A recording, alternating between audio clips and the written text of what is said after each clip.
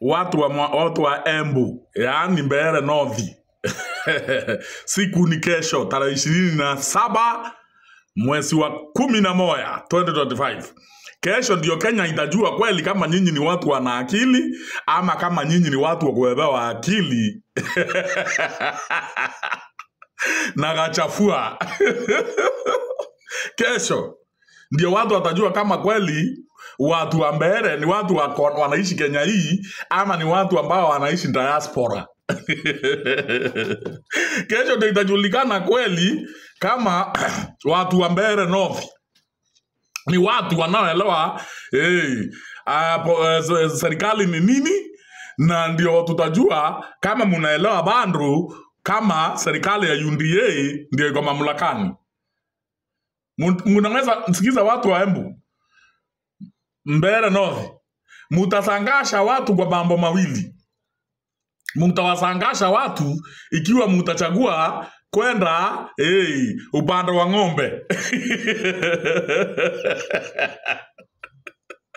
au kama mutapenda ama mutakubali kwenda upande wa faida pale ambapo mutafaidika kwa kipindi cha miezi 20. Serikali iliyoko mamlakani imebakisha 20 months. Sasa ikiwa nyinyi ni watu kuzungumza one term, basi hakuna sababu ama hakuna kitu chochote ambacho kinawapea morali wa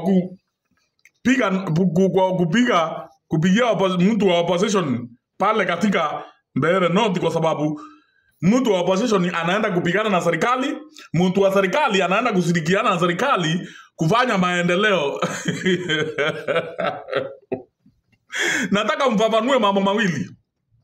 Serikali iliyo mamlakani, hata mkaweka mtu wa upinzani, hakuna kitu mtawafanya. Kitu ya pili, mkiweka mtu wa upinzani, hakuna uwezekano wa kupata maendeleo hata moja miezi 20 iliyobaki.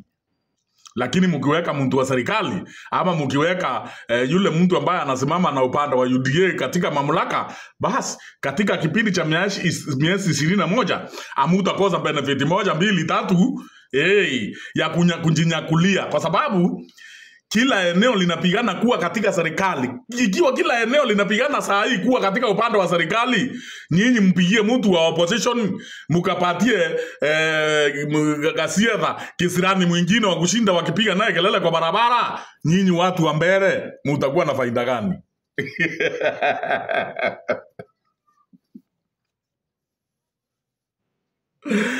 Itabidi mufikirie, itabidi muangalie, muone one term inaweza kuwa na faida 2027 wakati Kenya yote inapiga campaign.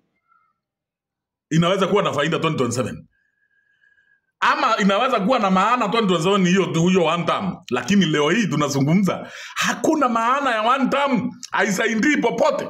Ni wapi umesikia one term wala wanaimba one term wamepeleka maendeleo? Huyu jamaa amekuwa akipiga kampeni huko akiwaambia ate serikali ni mbaya, ate yeye ndiye kiongozi, yeye ndiye mwamuzi, yeye ndiye anafaa kuamua kwa niaba yenu, lazima msikize yale anayosema. Kipindi hicho chote amezunguka huko, kuna mradi moja ameanzisha?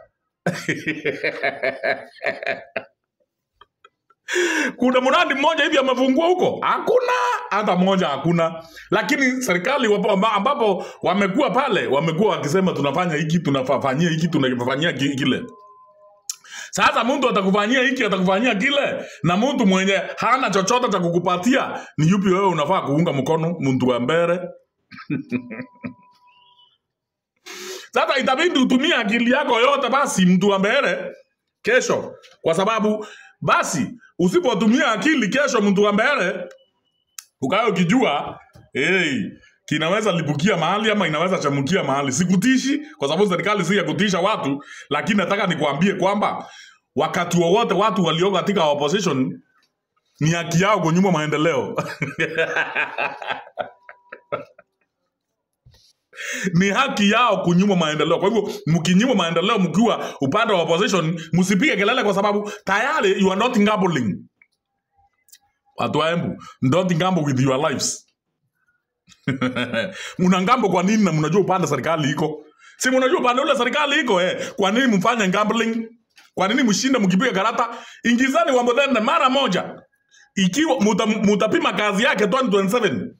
Baada hiyo miezi 20 ikiisha, basi mtaenda mpime wa Muthende kama aliwafaa ama hakuwafaa. Lakini saa hii the only choice ya Mbeere North, the only choice ni wa Muthende, kwa sababu wa Muthende ndiye anaingia moja kwa moja kwa serikali kumbageni kile nyinyi mnahitaji. Karisa inaitwa Karisi si mbaya, lakini anaenda moja kwa moja upande wa opposition. Anaenda kuhangaika na watu wa opposition. Watu wa opposition ni kuhangaika, wanahangaika sahi. Alafu muongeze mtu wa kwenda kuhangaika na wao. Hakuna kitu cha maana mutapata nyinyi watu wa Mbeere North. Sasa sikizeni waambie, niko diaspora. Mimi siko mountain. Niko diaspora, lakini nawaambia tafadhali watu wa mountain, nyinyi ni watu wetu. Watu wa Mbeere North, wa Muthende. Yaani inatakiwa ikisoma pale zikihesabiwa wa Muthende. Hiyo ndio kutumia akili. Watu wa Mbeere North, msiseme kwamba sikuwaambia. Niwaambie hiyo siri kwa sababu nyinyi rafiki zangu, tena nyinyi watu wetu. Asante watu wa Mbeere.